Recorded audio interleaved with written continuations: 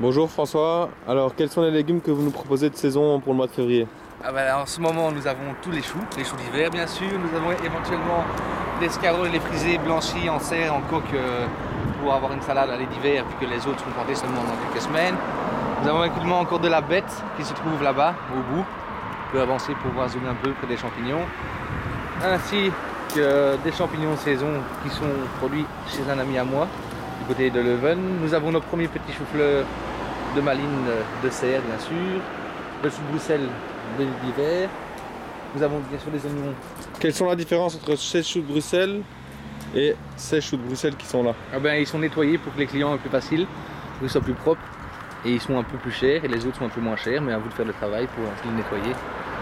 D'accord. En oignons, je vois que vous avez des oignons rouges, des oignons blancs, des oignons de conservation. Alors les oignons normaux, les jaunes de Mulhouse, un peu sucrés, c'est les oignons qu'on emploie le plus pour la cuisine, pour la cuisson. Les oignons rouges c'est plus pour en salade, un peu des oignons un peu plus doux, un goût un peu plus pointu. Et les oignons blancs c'est surtout pour tartiflettes, des choses comme ça, plus piquant. Donc voilà. D'accord. Je vois que vous avez des céleris aussi. Céleri vert de serre encore, qui se termine bientôt pour les prochains qui seront beaucoup plus petits. Alors nous avons également du chou chinois, encore un peu qui sont à côté des chicons pleine terre. Qu'est-ce qu'on peut faire avec des choux chinois? Oh, les manger salade crue en général, délicieux, ce n'est pas amer, c'est un petit goût sympa, c'est un peu comme une salade d'hiver, donc allez, lié au pain de sucre qu'on a plus pour l'instant. Alors le must du must c'est pour l'instant la salade de blé, le chicon pleine terre, qui se termine éventuellement dans un mois et demi. Chicon tradition, donc voilà, qualité, pas d'amertume, pas d'eau à la cuisson. Et quelles sont la différence entre vos chicons et ceux en grande surface?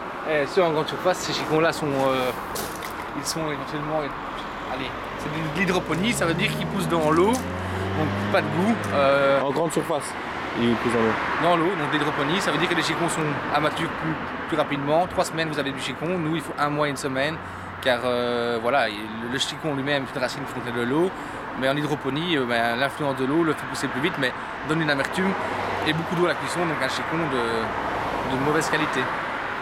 D'accord, donc vous conseillez les chicons pleine terre? Éventuellement, ah oui. Voilà, donc la salade de blé, les chicons pleine terre. La doucette, à mélanger avec des chicons, salade, des petits haricots blancs. Après, je vois que vous avez tout ce qui est échalote. Ouais, échalote de conservation, arrachée au mois de octobre, mise en tous en palox. On a également des salsifis, des excursionnaires. Bon, vu aller, ça ne va pas que les magasins en beaucoup. Ce n'est pas aussi propre, mais bon, c'est un. Donc ça, ce sont les salsifis. Salsifis, bon là, voilà. Ils sont beaucoup plus durs quand vous les cuisez vous-même, c'est beaucoup plus croquant. Ce n'est pas. C'est vraiment du salsifis de tradition. Et j'ai entendu parler d'une purge de salsifis. Oui, mais ça, on en viendra une fois, on conseillera ça aux clients parce que là, vu ça. Donc voilà, on a également du panais. Du panais. Donc qui est un peu proche du persil tubéreux. On a aussi en stockage de saison des rutabagas. Donc C'était le légume en temps de guerre, ça, non? En temps de guerre, oui, donc voilà. On a du topinambour, de la betterave, chioggia. Et qu'est-ce qui ressemble au panais?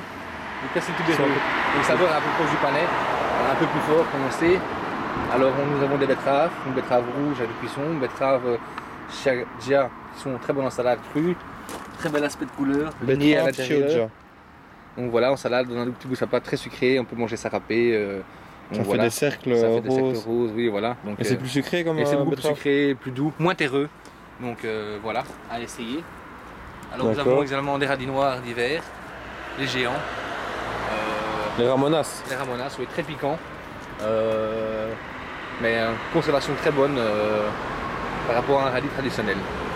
D'accord. Et alors là derrière, c'est de l'ail, donc c'est le seul truc que vous importez de France. C'est le seul produit qu'on importe parce que chez nous on ne savait pas le produire, vu que c'est faut beaucoup de chaleur, d'humidité, et nous, bon voilà, en tant que médecin en serre, ça ne vaut pas la peine vu que ça prendrait trop de travail et ce ne serait pas assez rentable. Donc, et alors en Belgique, l'ail ne pousse pas très bien et il est très petit. Très petit, voilà. Donc du coup, nous allons chercher là-bas un bouton de France. Vous avez de l'ail fumé aussi, je vois. L'ail fumé aussi. De tresse. Très bon. Vous le vendez en tresse ou? Nous le vendons non, par gousse ou en tresse. Sympa, il conserve très bien. Donc c'est à la demande du client, quoi. À la demande du client, dans la cuisine c'est très sympa, c'est bonne conservation. D'accord. Voilà. Après on arrive ici à droite du magasin. On avait Navet normaux, navet boule d'or, navet jaune, la différence du navet normal de Nancy, c'est qu'il est plus doux, plus sucré, donc plus dégustatif. Alors nous avons les carottes normales de Colmar, variété orange, traditionnelle. Nous avons la carotte Pulmo, très bonne crue, mais pas conseillée à la cuisson. Donc c'est une carotte qui ne se cuit pas mais qui se mange crue. Qui mange plutôt crue. Râpée ou ouais, d'accord. Allô. Ok. Alors, nous avons les carottes blanches et jaunes. Qui sont plus sucrées les blanches et les Elles sont jaunes. très délicates. L'avantage c'est qu'à la cuisson, elles deviennent très allez, comment dire, très douces, moelleuses, pas trop croquantes, donc allez, plus facile, hein, plus dégustatif. D'accord. Alors nous avons les poros, les boots de soleil, c'est une variété avec des petits poros qui sont très goûtus, vraiment très bon pour faire des soupes ou pour manger poêlé, d'excellente qualité. Et voilà, pour finir, nous avons également des fruits de saison qui sont les pommes, Qui viennent du verger du paradis à Nivelles. Donc nous avons les Jonagol, Zenstar, Belleboscope, Conférence et Doyenné. Donc voilà, les frais ça pour le mois de juin, juillet. Vous avez aussi des primas, mais je crois qu'il n'en reste plus beaucoup. Non, on n'en a pas beaucoup. Donc voilà, donc Elles ont du succès. c'est au jour le jour. Voilà. D'accord. Bienvenue au potager grésien. Venez faire un tour et ça nous fera du bien. Allez, on va faire un petit tour sur la fiche. Donc ici, grande vente de légumes. Voici les horaires que j'ai notés évidemment sur le site.